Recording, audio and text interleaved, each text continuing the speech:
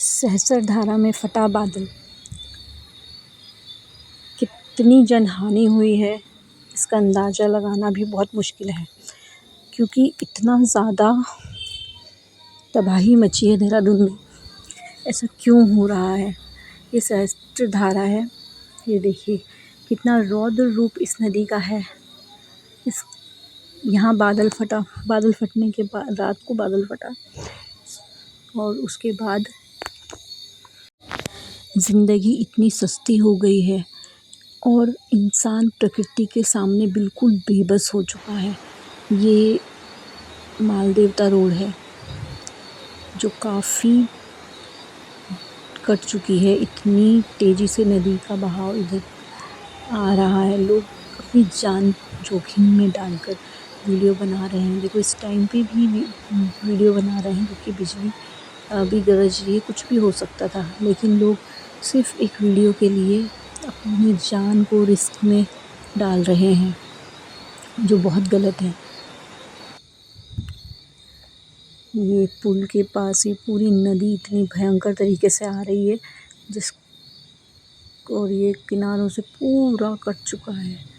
प्रकृति ने सोच रखा है, हमने प्रकृति को नुकसान पहुंचाया, अब प्रकृति उसका बदला ले रही है। कहा जा सकता है कि प्रकृति जो है इसका बदला ले रही है, क्योंकि ऐसा कभी भी देखने को नहीं मिला।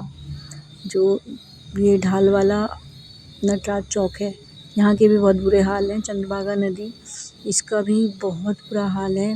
पूरा नटराज चौक बंद है और प्रकृति इतना बदला ले रही है ना। इंसान ने जो ये पहाड़ों में बॉम्ब ब्लास्ट करके टनल वगैरह बनाया, रेल लाइन बिछाई, घरों के नीचे से रेल लाइन जा रही है तो घरों में भी दरारें आ गई और पहाड़ भी दरकने लग गए, पहाड़ भी कच्चे हो गए इस वजह से।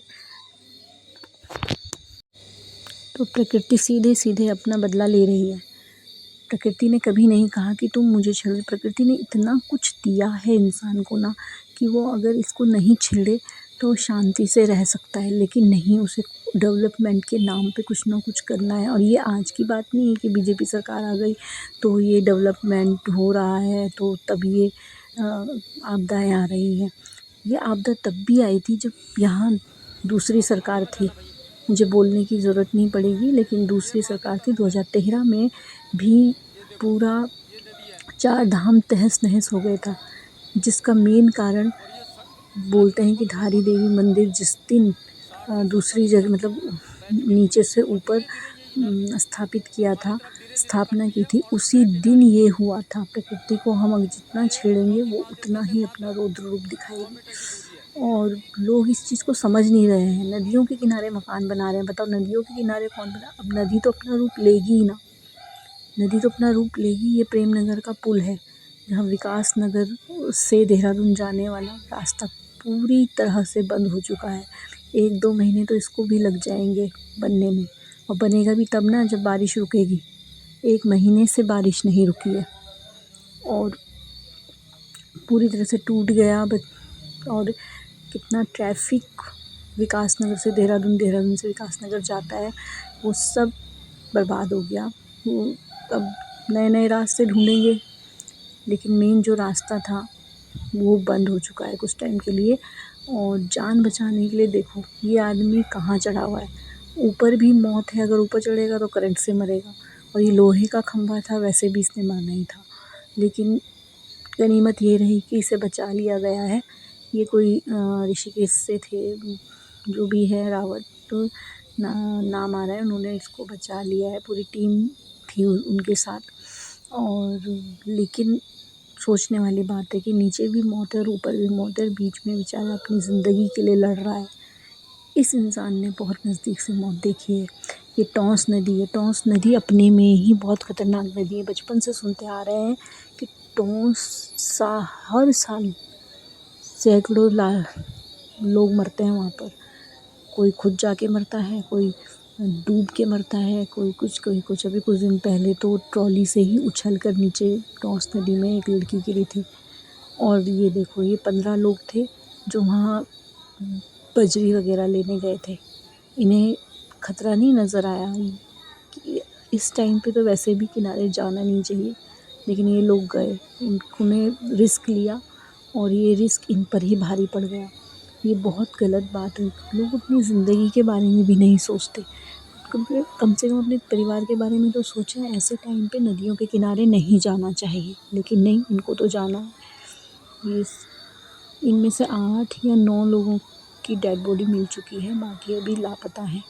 और जो बादल फटा सहस्त्रधारा में, वहाँ पर ना जाने कितनी बॉडीज़ होंगी, क्योंकि बहुत सारे लोग लापता हैं। होटल्स वगैरह सब गया। और ये सहस्त्रधारा, ये रात का मंजर है, रात के टाइम पे फटा था। अब देखो कितना नुकसान। ये मॉर्निंग में देखने से पता चला, तब भी पता नहीं चला होगा कि कितने लोग लापता हैं।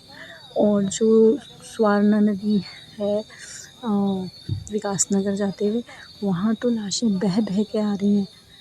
तो कितने लोग बहे हैं, कितने लोगों का नुकसान हुआ है, कहना बहुत मुश्किल है। प्रकृति को मत छेड़ो। हम जितना प्रकृति को छेड़ेंगे उतना हमारा ही नुकसान होगा। हम पर ही, हमें ही तकलीफ़ होगी, हमारे अपनों को तकलीफ़ होगी। एक लेडी गाड़ी में अपने बच्चों से लिपटी हुई पाई गई। घर से, बारिश में तो घर से भी मत निकलो, अगर जहाँ हो वहीं रहो। पेड़ों के नीचे भी नहीं होनी चाहिए गाड़ी। कई बार ऐसा होता है कि इतनी तेज़ बारिश हवा में पेड़ भी गिर जाते हैं, है ना। तो ऐसे बहुत केस हो चुके हैं। देहरादून के बारे में तो हमने कभी सोचा भी नहीं था कि यहाँ इस तरह से बादल फटेगा, इतना ज़्यादा नुकसान हो जाएगा, पर बहुत नुकसान हुआ। देहरादून में भी बहुत नदी के, नालों के किनारे किनारे अतिक्रमण किया हुआ है लोगों ने, मकान बनाए हुए हैं, जो गलत है, जो पूरी तरह से गलत है। मत बनाओ, मत छेड़ो प्रकृति को। प्रकृति ने हमें बहुत कुछ दिया है, अगर हम उसे नहीं छेड़ेंगे तो हमारे पास बहुत कुछ है। तब भी ऐसा डेवलपमेंट करो, ऐसा वो करो, विकास करो, जिससे प्रकृति को नुकसान ना हो। लेकिन हम क्या कर रहे हैं, हम प्रकृति को नुकसान पे नुकसान पहुंचा रहे हैं। ये प्रेम नगर देहरादून, इतनी बारिश में भी लोग भीड़ लगा लगा के खड़े हैं। इन्हें बिल्कुल डर नहीं है अपनी जान का, अपने उसका। और सही कहा है किसी ने कि प्रकृति के आगे इंसान बेबस है, वो कुछ नहीं कर सकता, और कुछ करना भी चाहे तब भी नहीं कर सकता। पानी, आग, तूफ़ान, हवा, इसके आगे बेबस है इंसान। सब तरह का विकास कर लेगा, लेकिन ये विकास नहीं कर सकता। ना वो भूकंप से बच सकता है, ना वो पानी से बच सकता है, ना वो बाढ़ से बच सकता है, ना वो आग से बच सकता है। ये नदी का अपना ही रौद्र रूप है। डर लगता है इस तरह से। लोग, इन नदियों में लाशें बह बह कर आ रही हैं, डेड बॉडीज़ बह बह के आ रही हैं, और गाड़ियाँ तो खिलौनों की तरह, बिल्कुल खिलौनों की तरह बह रही हैं। इसी के साथ दोस्तों मैं बाय बाय बोलती हूँ, क्योंकि दुख हो रहा है इनको देख करके। इतना ज़्यादा नुकसान देहरादून में हुआ है, उत्तराखंड में। उत्तराखंड का तो बहुत नुकसान हुआ है, कमर ही टूट गई उत्तराखंड की। पर्यटन ही उत्तराखंड का एकमात्र साधन है, जो अब लगभग ख़त्म ही हो चुका है। कुछ टाइम के लिए रोज़गार बंद ही हो चुका है लोगों का। ये लोगों का रोज़गार था पर्यटन। जहाँ जहाँ नुकसान हुआ है, मैंने बचपन में कुछ पंक्तियाँ सुनी थी। वन उपवन पर छाई कैसी ये काली छाया, धरती के आंचल पर किसने ये दाग लगाया। तो वो पंक्तियाँ इतने साल बाद आज मुझे समझ में आ रही हैं कि ये इस कारण से कहा गया है। केमिकल जो हम वातावरण को नुकसान पहुंचा रहे हैं, हम सब वही तो कर रहे हैं।